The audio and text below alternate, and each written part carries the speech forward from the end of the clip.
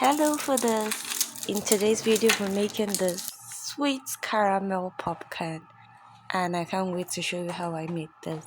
So in the pot I used a pan, I added some butter and my popcorn. I'll cover that and allow it to pop until it is all popped, just like in the video.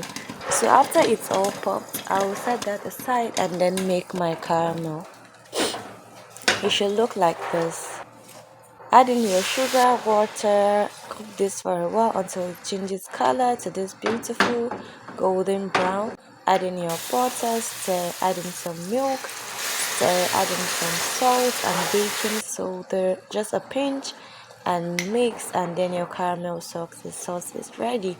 So here I'll be adding my popcorn and then we'll be stirring this until it is well coated and all that. After that, I'm going to transfer it into a tray, spread that a bit and allow it to dry. After drying, it should look like this. You should here you're going to separate them, and then I added this into this my beautiful popcorn packs. You can as well store it in any airtight container and your popcorn is ready. So I'll see you guys in my next video. Make sure to follow for more. Bye.